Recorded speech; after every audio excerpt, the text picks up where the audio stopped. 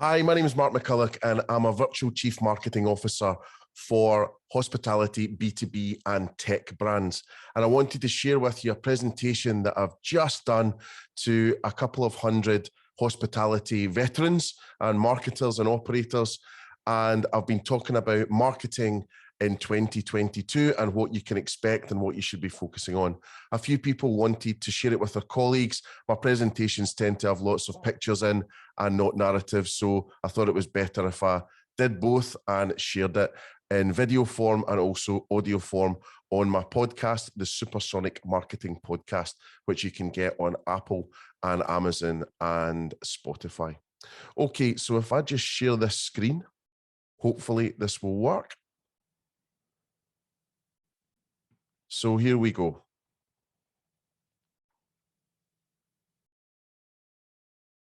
So 2022 is the same and different year. Hopefully not.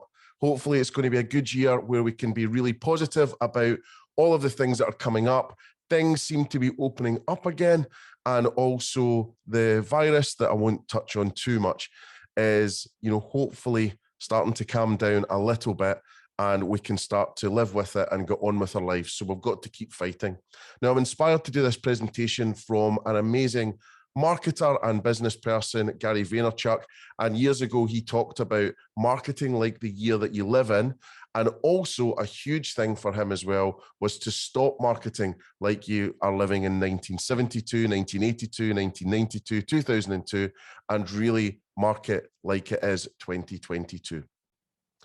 So the past couple of years have been pretty tricky. We've all been in the fetal position and hermits and rocking and all these things, and time has just passed us by and we haven't made as much of it as we usually would have. So hopefully this is the year that we can do that. But don't worry, I've got your back with this presentation, and I think we'll be able to learn a lot together. And hopefully this inspires you to try a few different things and rip up the rule book and re-look at all your marketing plans as the world resets itself. So as I said, I'm a Virtual Chief Marketing Officer for hospitality, tech, and B2B brands. And I've also had the pleasure of working in-house at brands like lastminute.com, Barclaycard, Yo Sushi, Blinkbox Music, and Pret a Manger. Some of the great brands I've been working with lately: Dishoom Store Kit app, which is amazing, and definitely check it out. Buzzworks Bars Restaurants up in Scotland. Holiday Extras, so out of hospitality sector really, but great business and definitely going places.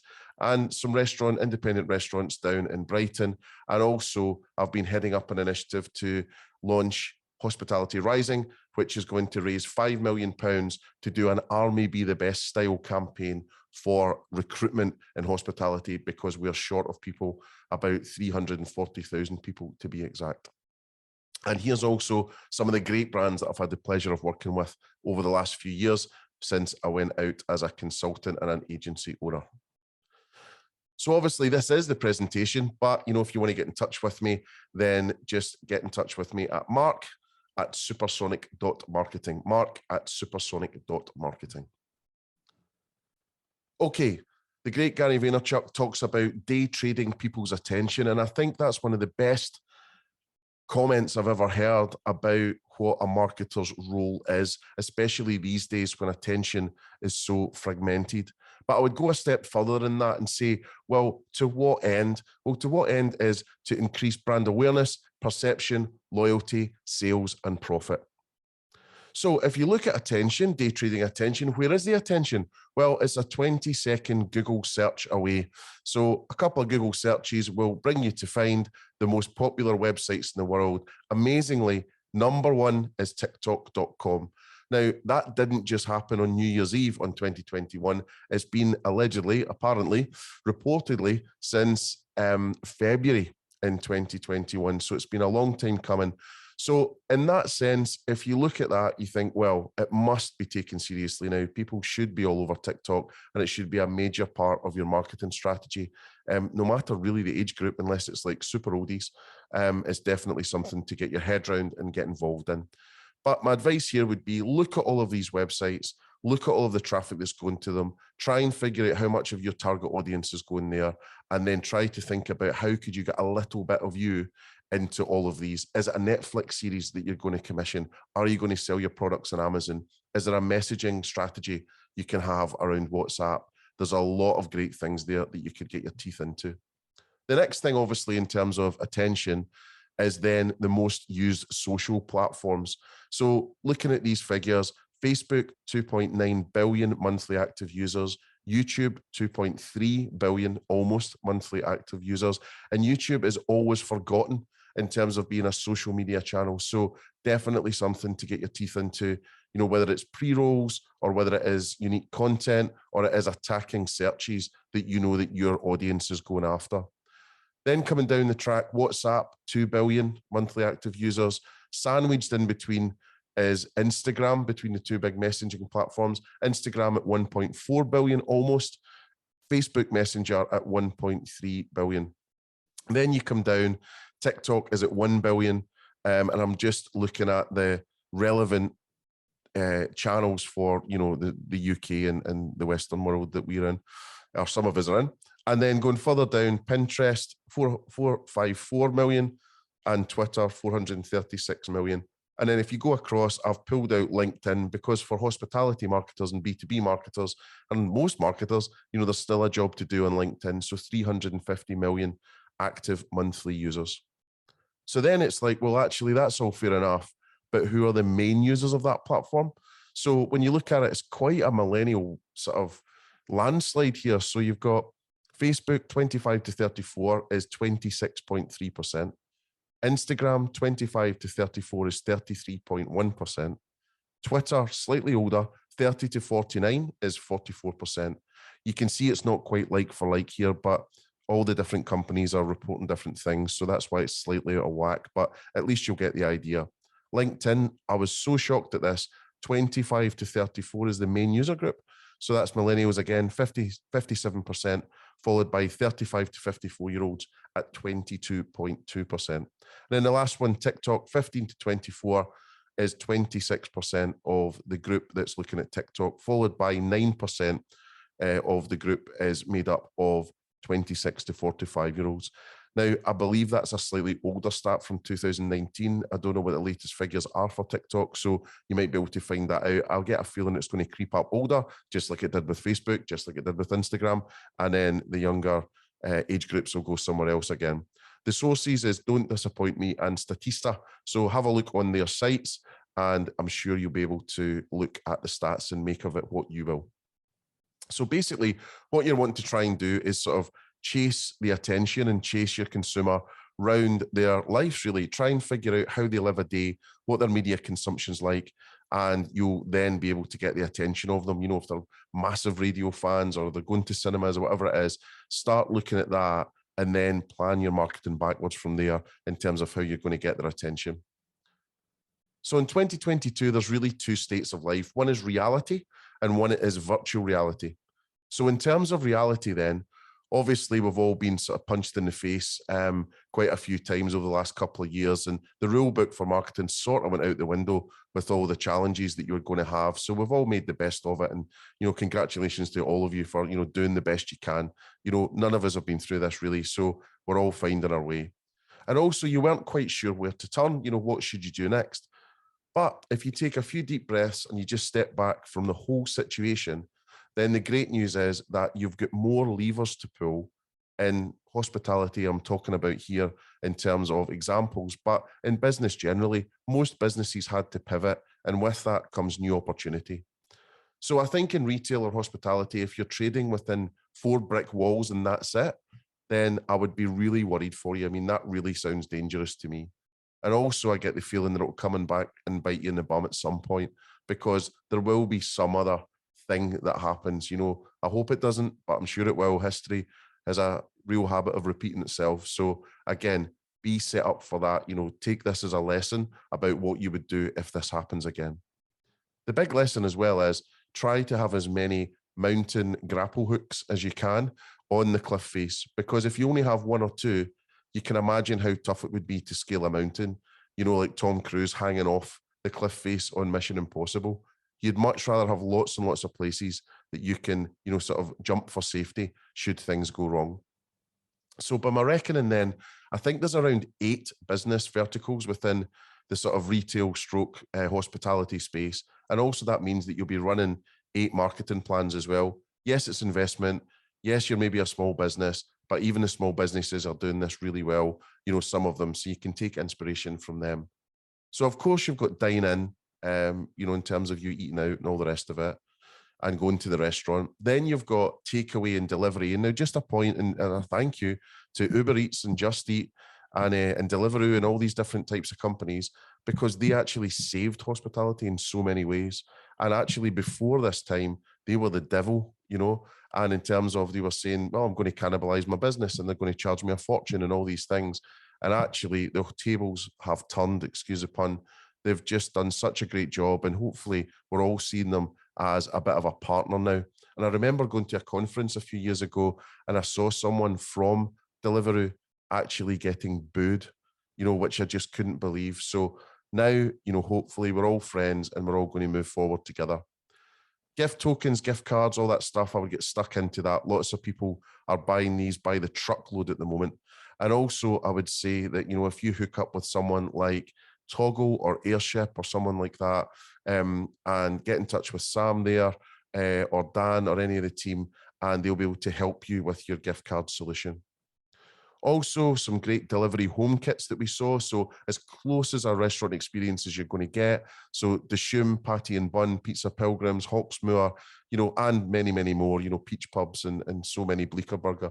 So, we were actually really spoiled and we had such a good time, having these home meal kits, finish at home, whatever it was, just really exciting and a different way for us to experience our favorite brands. Yes, the volume has gone down on these now, but there's still a market there. And actually, I think what you're attacking is people who are just going to have something from the supermarket, maybe a dine-in for £10 at Marks and Spencer's, etc. So I think there's a great opportunity for you to actually go after those and attack people who are going to have a slightly nicer meal from a supermarket. They could actually use you. Then, of course, there was lots of e-shops. Dishoom did a great job on that, and they actually had physical products. So the cookery book hamper, they've also got records and CDs, they've got chutneys, they've got that incredible tea towel that I just covet so much. And the packaging is as lovely as you would expect from Dishoom. So when you're looking at that, having physical products is actually quite a good idea. And I'll tell you why later in terms of social shopping too, but it's definitely something for you to look into. Once you've got those physical products, it's then thinking about one of the 4 Ps, place. So where are you going to distribute these great things to and really get in front of your customers and really have a little bit of you in their cupboards or in their fridge or, around their kitchen or around their home? What is it you're doing to sort of mark your territory, if you like, and make sure that you are regularly in their thoughts and in their repertoire? You don't have to go to supermarkets. Understand that hooking up with Asda or whoever is not everyone's idea of a good time. But, you could go to some independent shops as well and just see what's possible. And then Emma and Ken at Tonkotsu, they've done such a good job from being such a coveted brand and small brand, absolutely, anti-chain in the way that they're growing. But they've got some great products that they're selling, not only within the restaurants, but also having the foresight to have Amazon products or selling through Amazon. I think it's a great thing. So if you ever want to find out about that, I'm sure Emma and Ken would be, really happy to talk to you about it. So just get in touch with them at Tonkotsu, and I'm sure they'll talk you through their success there. So the world is short-staffed. This is another thing. You're probably closer to your HR department, your internal comms department than you've ever been. So looking at that, what can you do to help them?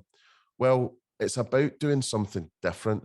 So I had a brief from a client which said, look, we need front of house staff and chefs, of course, but front of house staff mainly, under 30s, and we want to look like fun. So when we had this meeting on a Friday afternoon, I almost had a bit of a flippant thought. And I was like, why don't we just go all in TikTok and see what they say?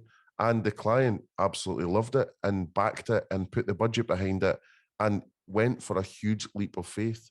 So what was exciting was we got to work with a brand new TikTok agency. They're TikTok only, and I would definitely recommend talking to them. So this is Vic from Antler Social, and there's Matt, not pictured there, but he's also a partner in that too. and we became client number 2. They just left Jungle Creations and Twisted Foods, so they knew a thing or two about great content and also engagement. So we worked with them and said, look, we've got some budget, it was tens of thousands, but what could we do with that? And I know everyone's not got that money, but Buzzworks, one of my clients, not a huge business, but they absolutely believed this was the right thing to do because it was something different. Now, what happened then was we went to some content creators for TikTok. We went to Stephen McCulloch, who's got 3.2 million followers on TikTok. And we also went to Schaefer Bates, who is a Gordon Ramsay and more impressionist. And we put all the budget into them making videos that then we could put out. They'd put out on their own channels as well, high engagement. And also on top of that, we'd be able to stick some advertising behind it. Now, if I show you this, hopefully it doesn't break up too much, but hopefully you'll be able to see it and it'll be smooth all the way through. But this is Stephen McCulloch. Stand back and watch it. I think most brand managers, brand directors, marketing directors, whatever, would have a heart attack thinking about leaving their brand to, comedians we've got really in terms of being content creators. And we just said to them, you do what you want, you do what you think's right, you know what will work. And boy, am I glad we did. Here's Stephen. Listen, if you have a friend that's always broke, you want to send this to them. So I got something real special for you. So to apply, just comment, I need a job, or click the link below. I'm not here to judge, I'm just here to help. At Buzzworks, you'll get to work at amazing venues like this, with some good pay, good tips, and you also get paid overtime. You'll get to serve amazing food like this. And you'll get to make drinks like that for amazing customers. And you get 40% staff discount for up to 4 people. Look at Amanda. She adores the flexible working hours. 4-day work weeks they offer if that's something you want to do. And it's full time as well, so you have no excuse. You've no excuse. None. To apply, comment, I need a job, or hit the link below. You've got this. So the great things here was that it was really easy to apply. So hashtag I need a job. And the admin team would get in touch with the people who'd said that, and we would push them to a landing page, which was very simple, had a name and an email address, and that was it. That would then go to the client's HR team, and the HR team would get in touch with them from there. Now, with Stephen, it really is a different way to go at this, but 3.2 million followers, over 1.5 million views, I think, for him. And then we got 18,500 or so I Need a Jobs. And then 38% of all of the applications we got came from Stephen. Now, it was a great result from that point of view. And just to let you know, we had just under 900 applications over 12 weeks. So we could not believe it. So much so, we had a couple of venues where there's a waiting list to actually work there. And also, we were in talks about, changing the HR process to be more frictionless. And also, what could they do to maybe work almost 24 hours and 7 days a week, because when someone sends in something on TikTok, they want a response instantly. Like, you can't leave it on the Friday till a Monday afternoon. You've lost them by then. So there's definitely some new things to look at there too. So the next person up, I won't show the whole thing, but this is Schaefer Bates and a clip from him. And you can see how engaging it is. We put it on TikTok, but we also put it on Instagram, Facebook, and a few other places, and it just went like wildfire. So really funny, something really different. It was a 2.5 minute long clip, but this is a short clip of Schaefer, and I think you'll agree he's quite a talent. Comment, I need a job to apply, or click the link below.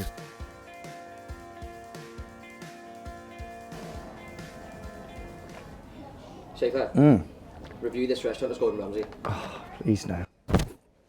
Okay, we are in the Vine, one of Buzzworks' many amazing restaurants across Scotland. I've heard good things, but just like an growing hair on a testicle, I'm ready to pull things out. Okay, good morning. Morning. Hi. Morning, darling.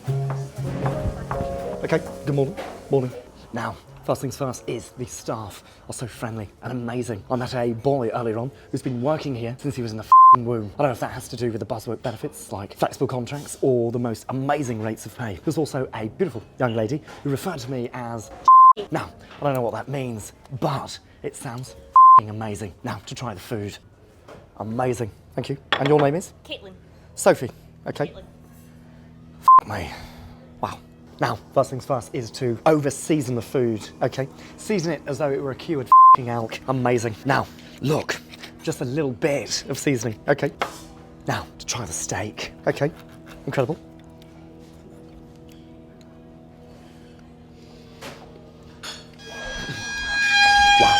me.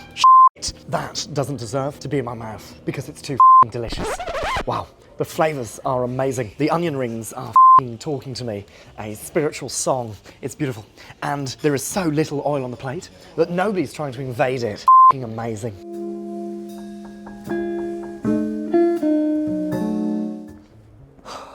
Me. What do you think? Look, I'm absolutely livid. The food was remarkable. The staff were incredible. Happy, fun, positive. That's what happens when you look after your staff. But me, I couldn't find any infractions. And for that, I'm out. Off. So just incredible from Schaefer there, and big thanks to all the creators that helped us with that. I'll just switch that sound off. There's a little buzz on there. Okay, so we got around 30 applications per day, which, we couldn't have believed at the start. So we were over the moon. I think we were estimating something like 11. So we did really, really well. And then just while we're pulling at the thread of TikTok, here's some great advice that, I've picked up along the way, but also from Alison Battersby at Avocado Social. So post 1 to 4 times per day, make videos that people will want to watch again and again. And also make videos that you'll watch to the end and even tease the end. So you notice a lot of TikTok videos which say, wait till you see what happens and things like that. So the algorithm really favors that. So videos that you'll be able to watch again and again, but also that you watch all the way through. Constantly check what the trending hashtags are, challenges, effects, music, and influencers, or content creators, as they like to be known. Reenact these and investigate why they are trending. Don't worry about followers. You can go viral with just one video, even if you've got 2 followers. Work with creators in your field and also who your audience follows for success.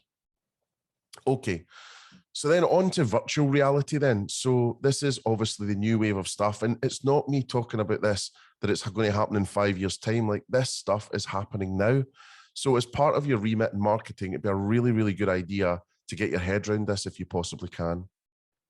So looking at the web, we're at this new place that, people are being quite grand about it and saying, look, it's as big as, the printing press being made, or the gold rush, or when the internet began altogether. So when you go back to Web 1, so mid-90s, early 90s, then it was the information economy that came all the way through. Then there was the platform economy, which is kind of almost the last few years what was been happening. So you've got, Facebook and Uber and all these different things where a platform is made and you all go there. In Web 3, they're talking about the ownership economy. So actually, you'll be able to create your own platforms, you'll be able to create your own content, you'll be able to create your own assets, create your own wealth, create your own currency as well, and all these different things. So it's just going to be very different, because the onus is going to shift really from the big companies that own the platforms that we all go to now it being super fragmented, where we all become media channels and media owners really in our own right. So yeah, it's going to be quite a journey. So for anyone that grew up with Google way back in the day, when you could search Stanford and then search the web way back, then, it's going to blow your mind in terms of what's happening now. So what we've got is Zuckerberg's vision of the future, which looks pretty hellish to me at the moment. But, with your headset on and your sort of hand controls, you can go into the metaverse and you can play games and you can meet people and all the rest of it. They haven't really worked out yet how everyone is to have legs, but I'm sure commerciality will drive that, because you'll want people to buy virtual trousers and virtual fashion and virtual sneakers and all these different things. So it won't be long until that happens. So in terms of the metaverse, then what's going to happen is you'll maybe be going out for dinner or something like that, and then you'll be sort of strapping to your head this, sort of Oculus or your phone into some kind of holder device type thing, and you'll be having a different experience. So you could be sitting across from the love of your life, but then actually you're transported to somewhere else. Now with that, if you thought that influencers were, super annoying coming in and standing on tables and chairs and sending stuff back so it gets more pretty and, you want to slap them, in terms of these people coming in that are wanting headsets and they want their battery charged and all the rest of it, you'll want to really thump them in the head. But anyway, it's going to be interesting. We're going to have to live with it and we can see how that goes. Now, for example, what's going to happen is you'd have a virtual reality experience of when you're eating, how you're eating, what you're doing. It's going to make life pretty difficult because you'll almost be eaten blind, but it's going to be interesting to see the journey and how the UI works for you as a customer. Also, there's great opportunities for product placement where you can have a Coke in there or a Heineken or a Karma Cola or whatever it's going to be. Be really interesting to see how that works out. Also, when you get your deliveries, that can change. So instead of you having your KFC on your knee, where you're, having your dinner, watching Coronation Street, you could be getting transported to, Venice if you're having Pizza Pilgrims or Pizza Express or, whatever it is, going to that country where that food is from potentially, or just going somewhere more fun. The other cool thing is for nightclubs and bars and restaurants and all the rest of it, you could be opening, 1, 10, 100 venues a day. So that's going to be really exciting to see that happening. And you can imagine all of the large nightclub operators be looking to do that to merge real life with people partying at home as well. So yeah, it's just going to be amazing. Also, you'll have to buy property to be on there potentially if you want to be in, a busy high street. So it could cost you millions to just buy a virtual space to put your nightclub in or your restaurant or whatever. So yeah, it's going to be mind-blowing. Also thinking about food markets and street food and all these types of things and just all food in general, all food traders. But this is called One Rare NFT, and they've closed a £2 million funding for building the world's first food metaverse. So if you imagine like a Curb or something like that, where, there's a place that then you could put your food stall in and you would pay for it, but then you would make money when you sell things, virtually or in real life. Going to be really, really, just fascinating to see how that all plugs together and how that lives together and how the commercial model works. But it's happening now. So check it out. Go and see, One Rare NFT, talk to them and see what's possible for your brand. Also, what you've got is developers and designers and all these different people and brands making restaurants in the metaverse, ready for it to happen. I saw this and I couldn't believe it when it was Byron. I thought it was Byron Burgers from the UK or, Byron from the UK.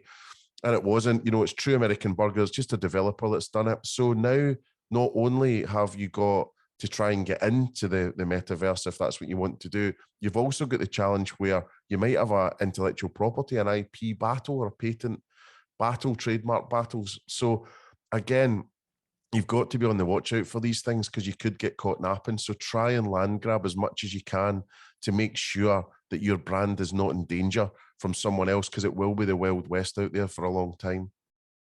Also, you'll go onto your tablet or some kind of screen that's in your home, and you'll choose the experience that you want to have, virtually. And also you'll call up all your friends to then get together. So do they want to party? Do they want to chat? Do they want to go drinking? Do they want to go eating? You can imagine with all the avatars that are there as well, whether it's an NFT or it's a Facebook version of the sort of avatar that you've got, then all the buttons will be there for all the things that you want to do. You might want to play virtual basketball together, or, it's going to be limitless in terms of what you're going to be able to do. So then looking at crypto and all these types of things, obviously it's very volatile out there, but it would be a really good idea to start investigating how you're going to be able to accept crypto payments. So Burger King, Starbucks and Subway already are, I believe, in terms of Bitcoin, but they might also be doing other currencies like Ethereum and things like that. When you look at brands or currencies like Ethereum, they have to be taken seriously now as well, because their market cap is bigger than some of the world's biggest banks. So, and most of them actually. So definitely worth looking at. You might want to look at crypto payroll as well, that you pay your staff half or 75% or whatever it is in, money, currency of that country that you live in. But you also might want to spice things up by giving them the chance for them to buy crypto as well. And then tipping in crypto, could be amazing too, because imagine if you give the equivalent of $10 for crypto, and then, it becomes a fortune for someone later on in life changing. It could be quite incredible to think about that. Then if we look at NFTs, this is the buzzword of everything at the moment. So I'll explain what it is and how it's relevant, especially for hospitality. But when you look at it, it's NFT, non-fungible token. So it's not the best language in the world, but what it's trying to say is things that you own, like, vinyl record or concert tickets. Well, you know, they're fungible to a certain extent because they're not limited. They're around and they don't bring you any value.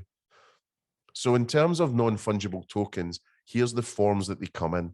So art, music, video game items, trading cards and collectibles, big sports moments, still curious how that works actually, memes, domain names, and virtual fashion, which I think is just going to become the biggest thing in the world, where you'll have both the digital version of, let's say, your sneakers and the real life one-of-one version.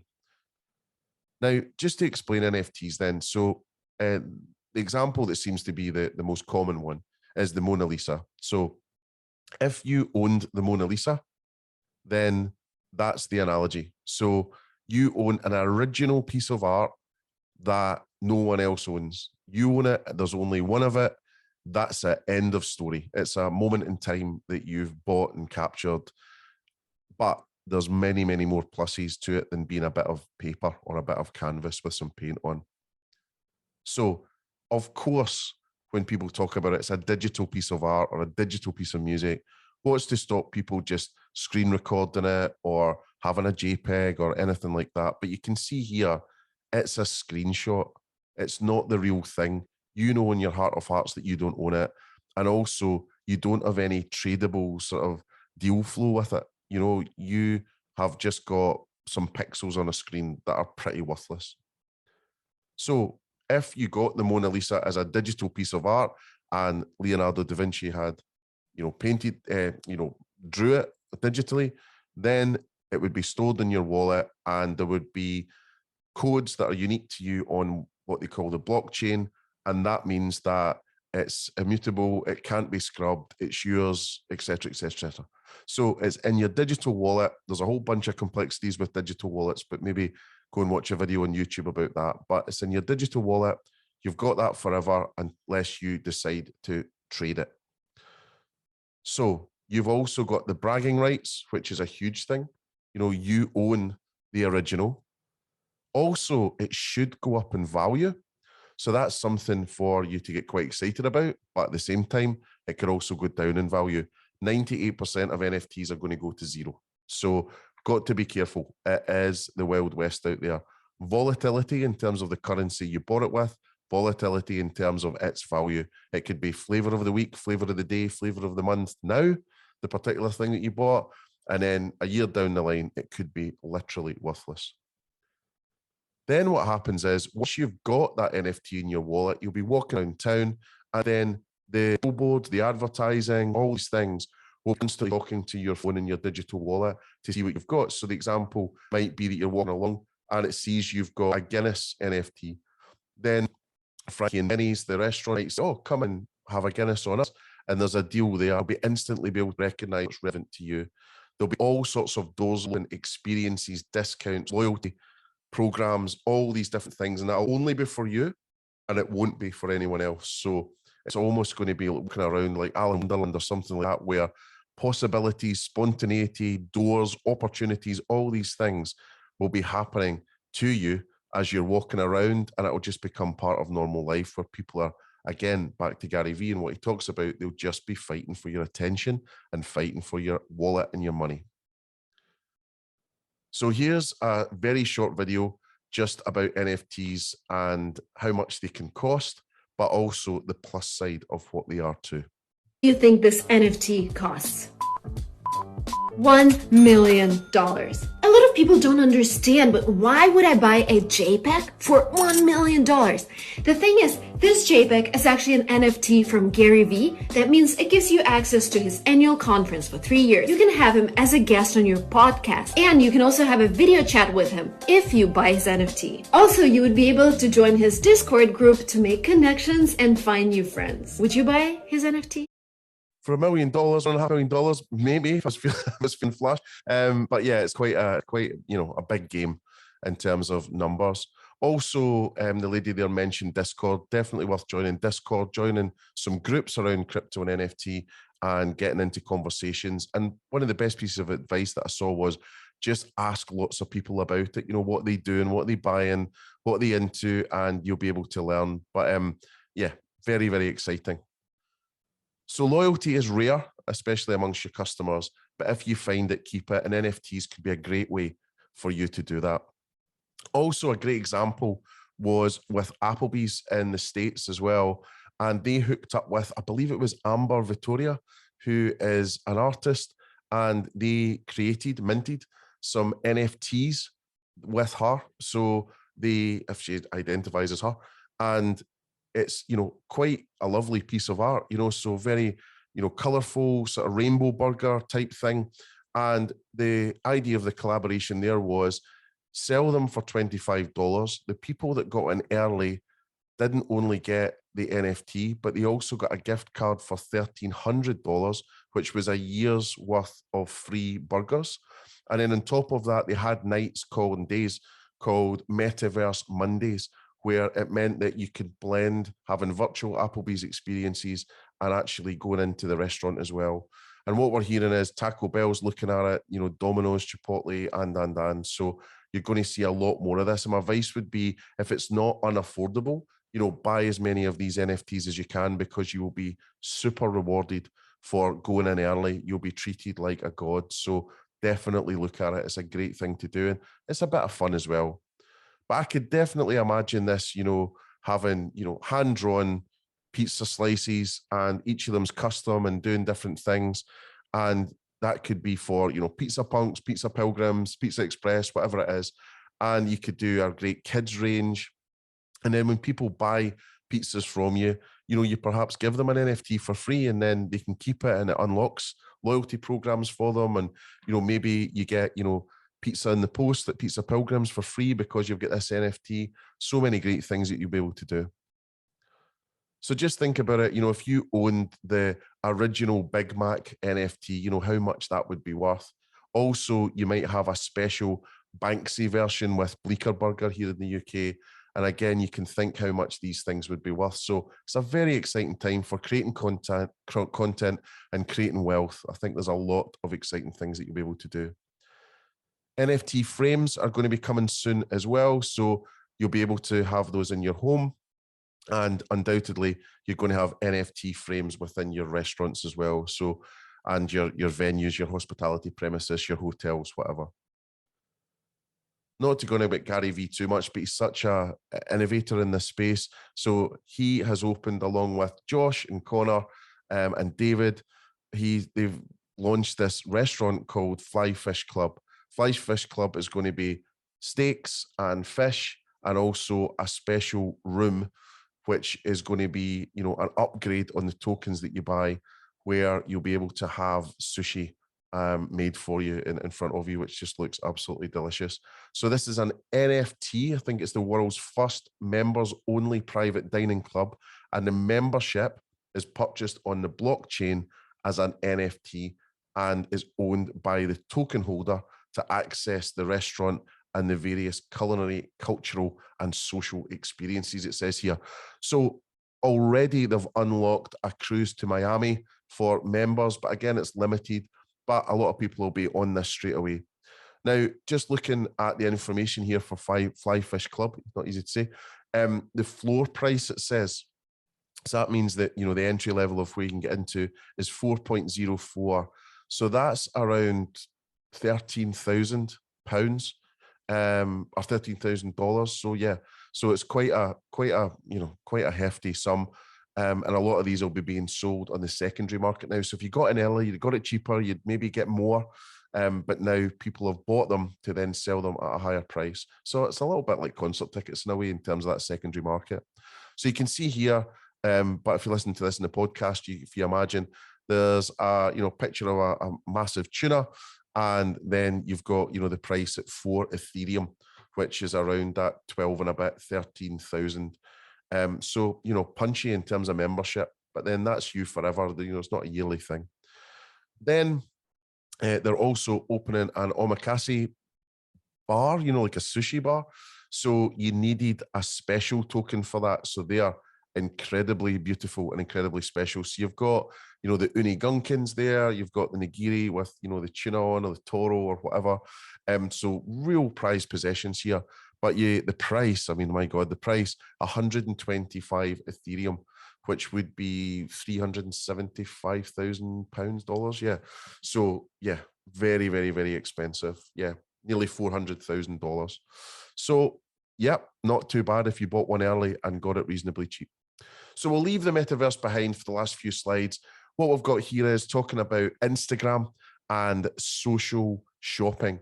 Now, it's a great idea for you to get into this. And unfortunately for restaurants, services, hospitality businesses, it's going to be physical products only that are going to be available through Instagram social shopping.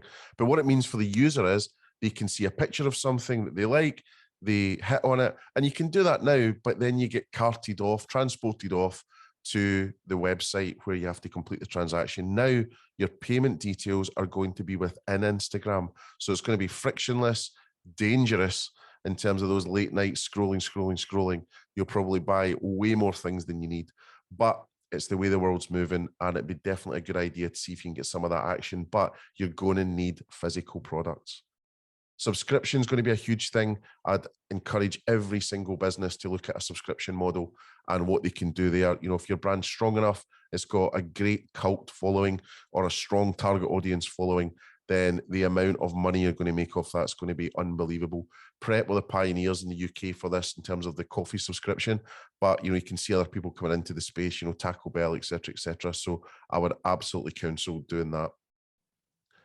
TikTok kitchens are going to be huge as well. So TikTok has obviously seen the huge food trend that's happening, and they're going to be working with content creators to design menus, design food, and you're going to be able to buy the most popular TikTok dishes that are around, and you'll be able to get them delivered. Now, the danger that means for the hospitality industry is that you content creators are now going to become your competitors, and also TikTok is going to become a food competitor too. So who would have thought that was going to happen? It's already been done to a certain extent in the UK when Twisted Foods had to open some dark kitchens because their content was getting so popular and they found that they would be able to sell direct to customers. But it's definitely something that's going to be a danger and a threat for all hospitality businesses if they get this right in terms of the execution. The other thing I was thinking about was, why don't you look at these trends all the time and have your own TikTok nights where you see the top 10 things that are trending food-wise. Your chefs will hate you, but you ask your chefs to make them, and then you can have TikTok special nights where, you know, there's the top 10 things on TikTok that people want to eat. And that would be, you know, quite an experience for, you know, certainly the millennial and centennial Gen Z generations. Apps are now part of normal life. Most places you go, you have to scan a QR code or log in somewhere or download an app for you to be able to order anything. Now, the problem with that is that it does break conversation, and I'm not a huge fan of that. I'm quite disappointed about that, because when you're breaking conversation, you know, this time more than any other time, you maybe haven't seen someone for 2 years and you've got a lot to tell them, you've got a lot to get through. And for 20 minutes of the time that you're out to then be taken up with, you know, ordering and, you know, bad UI is a bit of a disgrace. So, you know, what we really want is, you know, frictionless apps. I'm sorry about the slide. Sorry from the podcast, you'll not see it yet. It's a slide of a ape, a frictionless ape. So yeah, it's the Bible. So then last couple of slides then, you know, I would definitely recommend looking at some apps like StoreKit, you know, some other ones out there, but it's the best that I've found in terms of the frictionless nature of getting things done. You can have the set that you don't actually capture the customer's details, but of course, marketers would want that, so it would slow the process down. But also what you can do is you can put videos in the UI, and the UI is just very, very similar to the delivery apps that you see out there as well. So there's no learning curve for the customer. You know, it's not something new. They'll have seen it a million times, but that adding that video in there just instead of a picture really brings the experience to life. The other thing I would say is, you know, I found an article from 2017 that was talking about Alexa style apps in restaurants, etc. There's Alexa going on. So, you know, from that perspective, there's so much great opportunity there where you would ask the smart speaker to order things, then you would be able to interact with it all the way through the journey. So you'd be saying, How long is this taking? Oh, could I just add this? Could you hold that? Could we maybe just delay it for 20 minutes? Whatever it's going to be, and it'd be able to handle it all. So that's where I would like to see things going, because then there's hardly any breaking conversation. It takes you 2 seconds just to say some stuff that you want, and then you're off and away. So I'd really encourage app developers to have a wee look at that.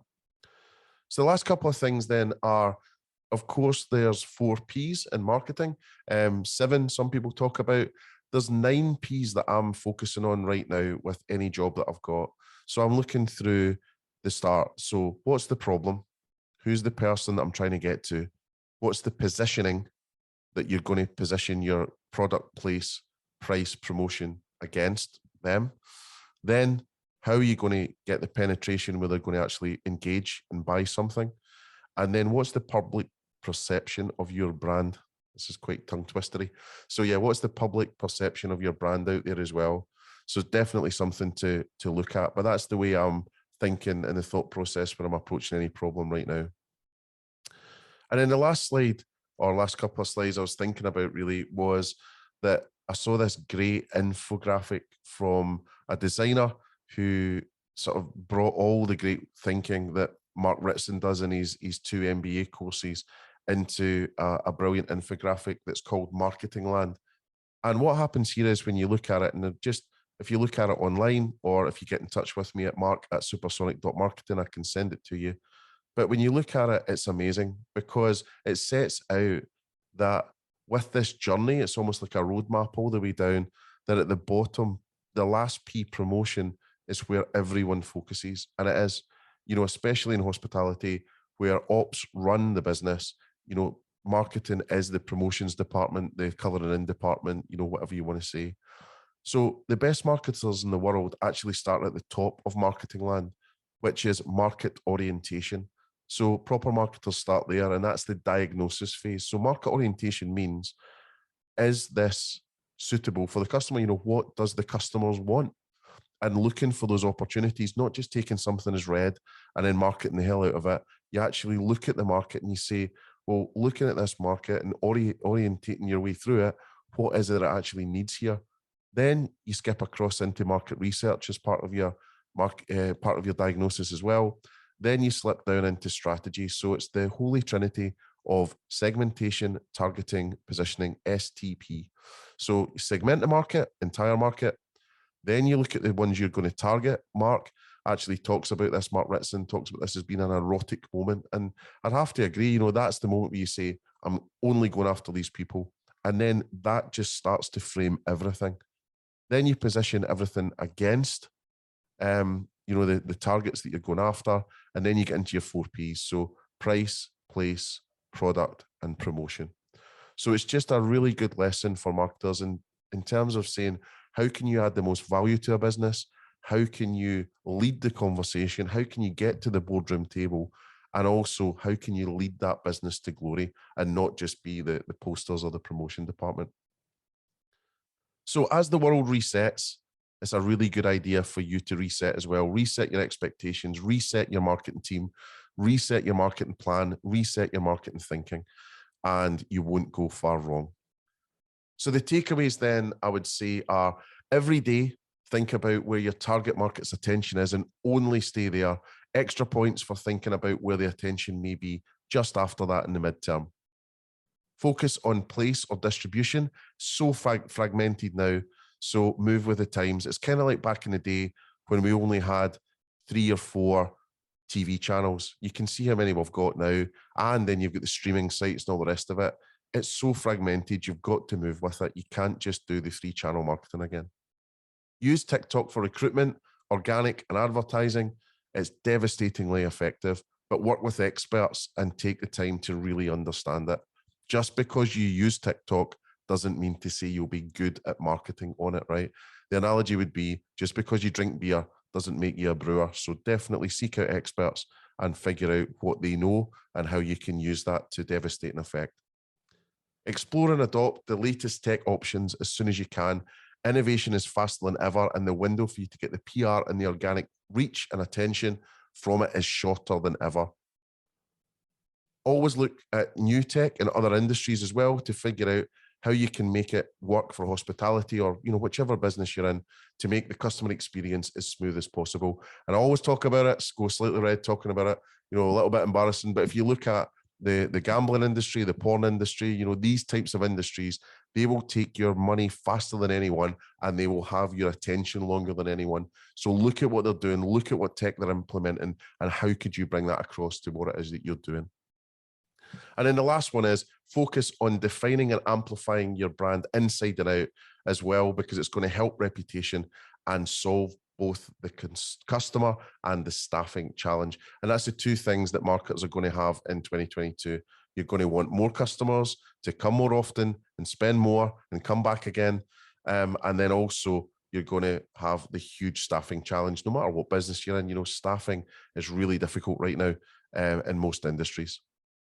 So if you want to hire me, then I'm at mark@supersonic.marketing, mark@supersonic.marketing, and on Instagram and Twitter @supersonic_Inc. So please get in touch if you would like me to help you out.